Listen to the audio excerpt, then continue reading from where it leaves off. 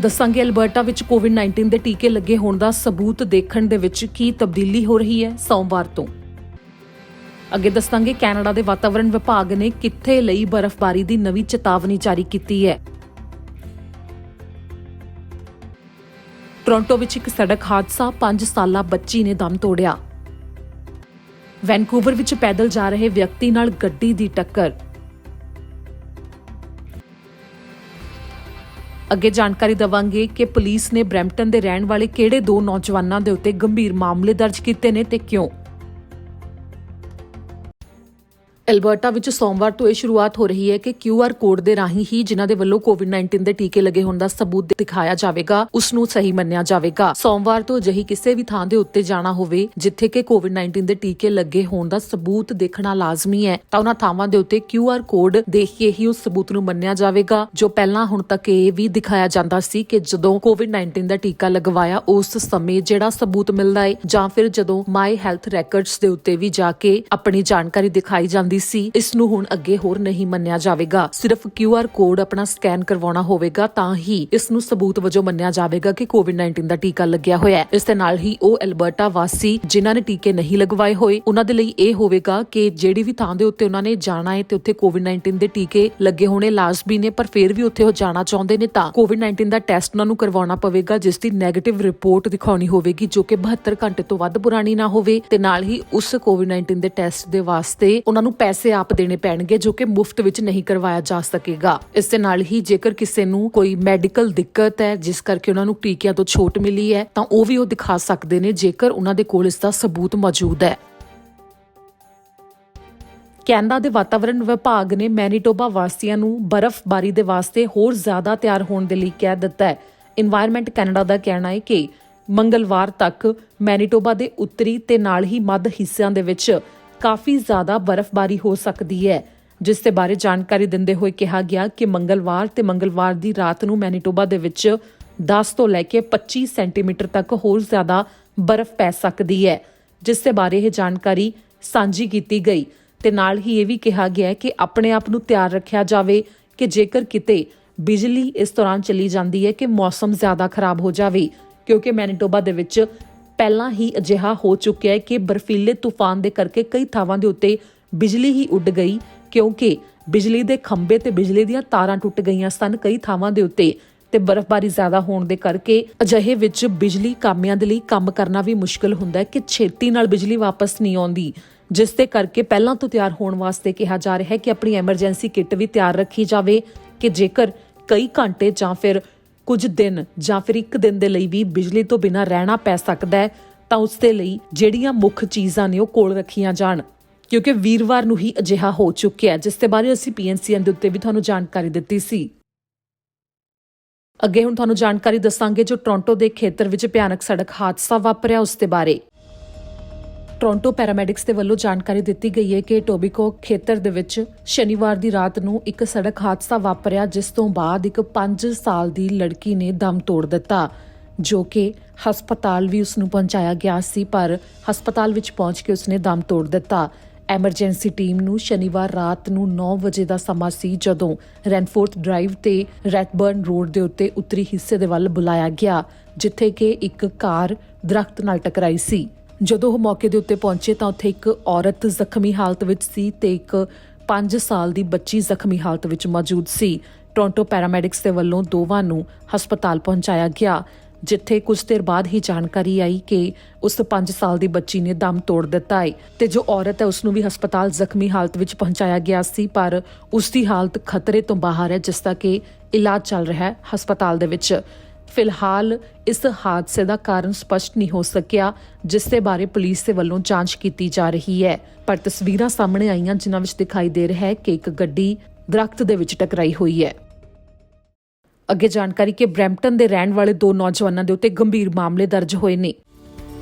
Mississauga ਵਿੱਚ 2 ਜਣਿਆਂ ਦੇ ਉੱਤੇ ਕਈ ਮਾਮਲੇ ਦਰਜ ਹੋਏ ਨੇ ਜਿਨ੍ਹਾਂ ਦੇ ਉੱਤੇ ਕਾਰ ਚੁੱਕਣ ਦੇ ਇਲਜ਼ਾਮ ਨੇ। ਦਰਅਸਲ ਨਵੰਬਰ 12, 2021 ਦਿਨ ਸ਼ੁੱਕਰਵਾਰ ਨੂੰ ਸ਼ਾਮ ਦੇ 5 ਵਜੇ ਦੇ ਕਰੀਬ ਦਾ ਸਮਾਂ ਸੀ ਜਦੋਂ ਇੱਕ ਫਾਸਟ ਫੂਡ ਰੈਸਟੋਰੈਂਟ ਜੋ ਕਿ 에ਅਰਪੋਰਟ ਰੋਡ ਦੇ ਉੱਤੇ ਮਿਸੀਸਾਗਾ ਦੇ ਵਿੱਚ ਮੌਜੂਦ ਹੈ ਉੱਥੇ ਤੋਂ ਇੱਕ ਔਰਤ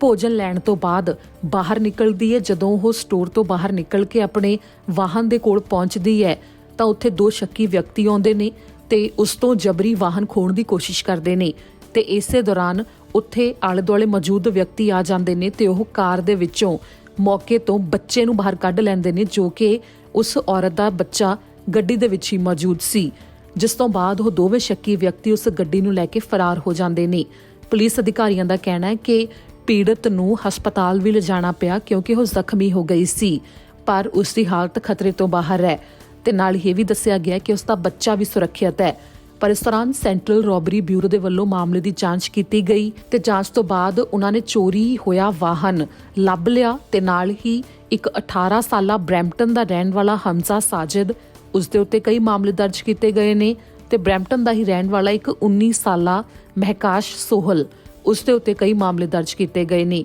ਪੁਲਿਸ ਦਾ ਕਹਿਣਾ ਹੈ ਕਿ ਬਰੈਂਪਟਨ ਦੇ ਰਹਿਣ ਵਾਲੇ 19 ਸਾਲਾ ਮਹਿਕਾਸ਼ ਸੋਹਲ ਦੇ ਉੱਤੇ ਹੋਰ ਮਾਮਲੇ ਵੀ ਦਰਜ ਹੋਏ ਨੇ, ਜੋ ਕਿ ਇਸ ਤੋਂ ਪਹਿਲਾਂ ਸਾਲ 2021 ਵਿੱਚ ਅਪ੍ਰੈਲ 30 ਨੂੰ ਹੋਏ ਸੀ, ਸ਼ੁੱਕਰਵਾਰ ਨੂੰ, ਜਿਸ ਦੇ ਬਾਰੇ ਪੁਲਿਸ ਨੇ ਜਾਣਕਾਰੀ ਦਿੱਤੀ ਤੇ ਨਾਲ ਹੀ ਉਹਨਾਂ ਨੇ ਕਿਹਾ ਕਿ 13 ਨਵੰਬਰ ਨੂੰ ਬਰੈਂਪਟਨ ਦੇ ਵਿੱਚ ਓਨਟਾਰੀਓ ਕੋਰਟ ਆਫ ਜਸਟਿਸ ਵਿੱਚ ਦੋਵਾਂ ਨੂੰ ਪੇਸ਼ ਵੀ ਕੀਤਾ ਗਿਆ। ਇਸ ਮਾਮਲੇ ਦੇ ਬਾਰੇ ਜੇਕਰ ਕਿਸੇ ਹੋਰ ਨੂੰ ਕੋਈ ਜਾਣਕਾਰੀ ਹੋਵੇ ਜਾਂ ਫਿਰ ਕਿਸੇ ਨੇ ਆਪਣੇ ਫੋਨ ਵਿੱਚ ਵੀਡੀਓ ਇਸ ਘਟਨਾ ਦੀ ਬਣਾਈ ਹੋਵੇ ਤਾਂ 905 453 2121 ਦੇ ਉੱਤੇ ਫੋਨ ਕਰਕੇ ਦੱਸਿਆ ਜਾ ਸਕਦਾ ਹੈ। ਹੁਣ ਦੱਸਾਂਗੇ ਕਿ ਵੈਨਕੂਵਰ ਵਿੱਚ 59 ਸਾਲਾ ਵਿਅਕਤੀ ਨੇ ਕਿਸ ਤਰ੍ਹਾਂ ਦਮ ਤੋੜ ਦਿੱਤਾ। ਵੈਨਕੂਵਰ ਵਿੱਚ ਇੱਕ ਜਾਨਲੇਵਾ ਹਾਦਸਾ ਵਾਪਰਿਆ, ਜਿਸ ਦੇ ਬਾਰੇ ਪੁਲਿਸ ਨੇ ਜਾਣਕਾਰੀ ਦਿੱਤੀ ਹੈ। ਪੁਲਿਸ ਵਾਲਿਆਂ ਦਾ ਕਹਿਣਾ ਹੈ ਕਿ ਇੱਕ 59 ਸਾਲਾ ਵਿਅਕਤੀ ਈਸਟ ਵੈਨਕੂਵਰ ਵਿੱਚ ਤੁਰਿਆ ਜਾ ਰਿਹਾ ਸੀ ਕਿ ਉਸ ਦੇ ਨਾਲ ਗੱਡੀ ਦੀ ਟੱਕਰ ਹੋ ਗਈ। ਸ਼ਨੀਵਾਰ ਦੀ ਸ਼ਾਮ ਦਾ ਮਾਮਲਾ ਹੈ ਕਿ ਉਸ ਵਿਅਕਤੀ ਨੇ ਦਮ ਤੋੜ ਦਿੱਤਾ, ਜਿਸ ਦੇ ਬਾਰੇ ਜਾਂਚ ਟੀਮ ਦਾ ਕਹਿਣਾ ਹੈ ਕਿ ਕਿੰਗਸ ਵੇ ਦੇ ਉੱਤੇ ਕ੍ਰਾਸਿੰਗ ਦੇ ਉੱਤੇ ਉਹ ਵਿਅਕਤੀ ਜਾ ਰਿਹਾ ਸੀ। ਸ਼ਨੀਵਾਰ ਨੂੰ ਸ਼ਾਮ ਦੇ 7 ਵਜੇ ਦੇ ਕਰੀਬ ਦਾ ਸਮਾਂ ਸੀ ਜਦੋਂ ਇਹ ਹਾਦਸਾ ਵਾਪਰਿਆ। ਵਿਅਕਤੀ ਨੂੰ ਇੱਕ ਵਾਰ ਹਸਪਤਾਲ ਵੀ ਪਹੁੰਚਾਇਆ ਗਿਆ, ਪਰ ਹਸਪਤਾਲ ਪਹੁੰਚ ਕੇ ਉਸਨੇ ਦਮ ਤੋੜ ਦਿੱਤਾ। ਪੁਲਿਸ ਦਾ ਕਹਿਣਾ ਹੈ ਕਿ ਇਸ ਹਾਦਸੇ ਦੇ ਵਿੱਚ ਜੋ ਡਰਾਈਵਰ ਸ਼ਾਮਲ ਹੈ ਉਹ ਮੌਕੇ ਦੇ ਉੱਤੇ ਹੀ ਮੌਜੂਦ ਰਿਹਾ ਜਦੋਂ ਤੱਕ ਪੁਲਿਸ ਅਧਿਕਾਰੀ ਮੌਕੇ ਦੇ ਉੱਤੇ ਨਹੀਂ ਪਹੁੰਚੇ ਤੇ ਉਸਨੇ ਜਾਂਚ ਦੇ ਲਈ ਸਹਿਯੋਗ ਵੀ ਦਿੱਤਾ। ਵੈਨਕੂਵਰ ਪੁਲਿਸ ਡਿਪਾਰਟਮੈਂਟ ਦੀ ਕੋਲੀਜਨ ਇਨਵੈਸਟੀਗੇਸ਼ਨ ਯੂਨਿਟ ਦੇ ਵੱਲੋਂ ਮਾਮਲੇ ਦੀ ਜਾਂਚ ਕੀਤੀ ਜਾ ਰਹੀ ਹੈ, ਜਿਸ ਦੇ ਕਾਰਨ ਲੱਭੇ ਜਾ ਰਹੇ ਨੇ ਕਿ ਇਹ ਹਾਦਸਾ ਕਿਵੇਂ ਵਾਪਰਿਆ। ਹਜੇ ਤੱਕ ਪੁਲਿਸ ਦਾ ਕਹਿਣਾ ਹੈ ਕਿ ਉਹਨਾਂ ਨੂੰ ਤੇਜ਼ ਰਫ਼ਤਾਰ ਜਾਂ ਸ਼ਰਾਬ ਪੀਣਾ ਅਜਿਹਾ ਕੋਈ ਵੀ ਕਾਰਨ ਇਸ ਹਾਦਸੇ ਦੇ ਪਿੱਛੇ ਨਹੀਂ ਜਾਪ ਰਿਹਾ, ਜਿਸ ਦੇ ਬਾਰੇ ਜੇਕਰ ਕਿਸੇ ਹੋਰ ਨੂੰ ਕੋਈ ਜਾਣਕਾਰੀ ਹੋਵੇ ਕਿ ਕਿਸੇ ਨੇ ਹਾਦਸਾ ਵਾਪਰਦਾ ਦੇਖਿਆ ਹੋਵੇ ਤਾਂ ਵੈਨਕੂਵਰ ਪੁਲਿਸ ਨਾਲ 604 717 3012 ਦੇ ਉੱਤੇ ਸੰਪਰਕ ਕਰਕੇ ਜਾਣਕਾਰੀ ਦਿੱਤੀ ਜਾ ਸਕਦੀ ਹੈ। ਅੱਗੇ ਜਾਣਕਾਰੀ ਉਹਨਾਂ ਦੇ ਵਾਸਤੇ ਜਿਨ੍ਹਾਂ ਨੇ CERB ਲਈ ਕੈਨੇਡਾ ਵਿੱਚ COVID-19 ਦੇ ਦੌਰਾਨ ਜੋ ਵਿੱਤੀ ਮਦਦ ਕੈਨੇਡਾ ਸਰਕਾਰ ਨੇ ਦਿੱਤੀ ਤਾਂ ਉਸ ਦੇ ਉੱਤੇ ਇੱਕ ਰਿਪੋਰਟ ਸਾਹਮਣੇ ਆਈ ਹੈ। COVID-19 ਦੀ ਮਹਾਮਾਰੀ ਦੀ ਸ਼ੁਰੂਆਤ ਦੇ ਵਿੱਚ ਕੈਨੇਡਾ ਸਰਕਾਰ ਵੱਲੋਂ ਵਿੱਤੀ ਪੱਧਰ ਦੇ ਉੱਤੇ $2,000 ਦੀ ਮਦਦ ਜੋ ਦਿੱਤੀ ਜਾ ਰਹੀ ਸੀ CERB ਦੇ ਤਹਿਤ, ਉਸ ਦੇ ਬਾਰੇ ਇੱਕ ਰਿਪੋਰਟ ਸਾਹਮਣੇ ਆਈ ਹੈ। ਕੈਨੇਡਾ ਵਿੱਚ ਵਿੱਤੀ ਵਿਭਾਗ ਨਾਲ ਸੰਬੰਧਿਤ ਇੱਕ ਜਾਂਚ ਟੀਮ ਦੇ ਵੱਲੋਂ ਦਾਅਵਾ ਕੀਤਾ ਗਿਆ ਕਿ ਉਸ ਸਮੇਂ ਕਾਫੀ ਜ਼ਿਆਦਾ ਸਕੈਮ ਵੀ ਹੋਏ ਨੇ ਕਿ ਕਈ ਲੋਕਾਂ ਤੇ ਨਾਲ ਹੀ ਸੰਸਥਾਵਾਂ ਦੇ ਵੱਲੋਂ ਵਿੱਤੀ ਪੱਧਰ ਦੇ ਉੱਤੇ ਕੈਨੇਡਾ ਸਰਕਾਰ ਤੋਂ ਝੂਠ ਬੋਲ ਕੇ ਮਦਦ ਲਈ ਗਈ ਜਾਂ ਫਿਰ ਕਿਸੇ ਹੋਰ ਤਰੀਕੇ ਨਾਲ ਫਰਾਡ ਕਰਕੇ ਵਿੱਤੀ ਮਦਦ ਲਈ ਗਈ, ਜਿਸ ਦੇ ਬਾਰੇ ਸਾਲ 2020 ਦੇ ਲਈ ਇੱਕ ਰਿਪੋਰਟ ਜਾਰੀ ਕੀਤੀ ਗਈ ਹੈ। FINTRAC financial transactions and report analysis centre of Canada ਦੇ ਵੱਲੋਂ ਇਸ ਦੇ ਬਾਰੇ ਜਾਣਕਾਰੀ ਸਾਂਝੀ ਕੀਤੀ ਗਈ, ਜਿਸ ਦੇ ਵਿੱਚ ਦਾਅਵਾ ਕੀਤਾ ਗਿਆ ਕਿ ਕੈਨੇਡਾ ਐਮਰਜੈਂਸੀ ਰਿਸਪੌਂਸ ਬੈਨੀਫਿਟ ਤੇ ਕੈਨੇਡਾ ਐਮਰਜੈਂਸੀ ਬਿਜ਼ਨਸ ਅਕਾਊਂਟ ਇਸ ਦੇ ਵਾਸਤੇ ਸਰਕਾਰ ਦੇ ਵੱਲੋਂ ਜੋ ਵਿੱਤੀ ਪੱਧਰ ਦੇ ਉੱਤੇ ਮਦਦ ਕੀਤੀ ਜਾ ਰਹੀ ਸੀ, ਉਸ ਦੇ ਵਿੱਚ ਕਈ ਲੋਕਾਂ ਦੇ ਵੱਲੋਂ ਤੇ ਨਾਲ ਹੀ ਕਈ ਆਰਗੇਨਾਈਜੇਸ਼ਨਸ ਦੇ ਵੱਲੋਂ ਸਕੈਮ ਕੀਤੇ ਗਏ ਨੇ। ਇੱਥੇ ਜ਼ਿਕਰਯੋਗ ਹੈ ਕਿ ਜਦੋਂ CERB ਪ੍ਰੋਗਰਾਮ ਸ਼ੁਰੂ ਹੋਇਆ ਸੀ ਉਦੋਂ ਤੋਂ ਹੀ ਕੈਨੇਡਾ ਸਰਕਾਰ ਦੇ ਵੱਲੋਂ ਵੀ ਕਿਹਾ ਜਾ ਰਿਹਾ ਸੀ ਕਿ ਜਿਹੜੇ ਇਸ ਪ੍ਰੋਗਰਾਮ ਦੇ ਲਈ ਯੋਗਤਾ ਨਹੀਂ ਰੱਖਦੇ ਪਰ ਫਿਰ ਵੀ ਉਹ ਧੋਖੇ ਨਾਲ ਪੈਸੇ ਲੈ ਰਹੇ ਨੇ, ਉਹਨਾਂ ਨੂੰ ਅੱਗੇ ਜਾ ਕੇ ਇਸ ਦਾ ਭੁਗਤਾਨ ਕਰਨਾ ਪੈ ਸਕਦਾ ਹੈ। ਤਾਂ ਇਸ ਦੇ ਉੱਤੇ ਹੀ ਜਾਂਚ ਵੀ ਹਜੇ ਜਾਰੀ ਹੈ ਤੇ ਇਸ ਦੇ ਨਾਲ ਹੀ ਨਾਲ ਦੀ ਨਾਲ ਵੀ ਇਸ ਦੇ ਬਾਰੇ ਜਾਣਕਾਰੀ ਸਾਹਮਣੇ ਆਉਣ ਲੱਗੀ ਸੀ ਕਿ ਕਈਆਂ ਦੇ ਵੱਲੋਂ CERB ਦਾ ਲਾਹਾ ਲਿਆ ਗਿਆ ਜਦ ਕਿ ਉਹ ਯੋਗਤਾ ਨਹੀਂ ਸੀ ਰੱਖਦੇ ਇਸ ਵਿੱਤੀ ਮਦਦ ਲਈ, ਜਿਸ ਦੇ ਨਾਲ ਕੈਨੇਡਾ ਸਰਕਾਰ ਦੇ ਉੱਤੇ ਕਾਫੀ ਜ਼ਿਆਦਾ ਬੋਝ ਪਿਆ ਤੇ ਇਸੇ ਨੂੰ ਲੈ ਕੇ ਜਾਂਚ ਹਜੇ ਵੀ ਜਾਰੀ ਹੈ ਤੇ ਦਾਅਵਾ ਕੀਤਾ ਗਿਆ ਕਿ ਕਾਫੀ ਗਿਣਤੀ ਵਿੱਚ ਲੋਕਾਂ ਦੇ ਵੱਲੋਂ ਸਕੈਮ ਕੀਤੇ ਗਏ ਨੇ। ਇੱਥੇ ਜ਼ਿਕਰਯੋਗ ਹੈ ਕਿ CERB ਦੀ ਮਦਦ ਉਹਨਾਂ ਕੈਨੇਡਾ ਵਾਸੀਆਂ ਨੂੰ ਦਿੱਤੀ ਜਾ ਰਹੀ ਸੀ ਜੋ COVID-19 ਦੇ ਕਰਕੇ ਆਪਣੀ ਨੌਕਰੀ ਗਵਾ ਬੈਠੇ ਸਨ ਤੇ ਇਸ ਨਾਲ ਹੀ ਜਾਂ ਫਿਰ ਉਹ ਬਾਹਰਲੇ ਮੁਲਕਾਂ ਵਿੱਚ ਫਸ ਗਏ ਸੀ, ਕੈਨੇਡਾ ਨਹੀਂ ਸੀ ਵਾਪਸ ਪਰਤ ਪਾਏ, ਜਿਸ ਦੇ ਕਰਕੇ ਉਹਨਾਂ ਨੂੰ ਇਹ ਮਦਦ ਦਿੱਤੀ ਗਈ, ਜਿਸ ਦੇ ਵਿੱਚ ਦੱਸਿਆ ਗਿਆ ਕਿ ਨਵੰਬਰ 7 ਤੱਕ ਜੋ ਅੰਕੜੇ ਸਾਹਮਣੇ ਆਏ ਕਰੀਬ 2.3 ਮਿਲੀਅਨ ਕੈਨੇਡਾ ਵਾਸੀਆਂ ਦੇ ਵੱਲੋਂ ਇਸ ਮਦਦ ਦੇ ਲਈ ਅਪਲਾਈ ਕੀਤਾ ਗਿਆ ਤੇ $28 ਬਿਲੀਅਨ ਦੀ ਮਦਦ ਸਰਕਾਰ ਦੇ ਵੱਲੋਂ ਦਿੱਤੀ ਗਈ ਹੈ। ਤੇ ਕੁਝ ਇਸੇ ਤਰ੍ਹਾਂ ਜੋ ਬਿਜ਼ਨਸ ਦੇ ਵਾਸਤੇ ਵੀ ਪ੍ਰੋਗਰਾਮ ਲਿਆਂਦਾ ਗਿਆ ਉਸ ਦੇ ਵਿੱਚ ਵੀ ਮਦਦ ਦਿੱਤੀ ਗਈ ਸੀ।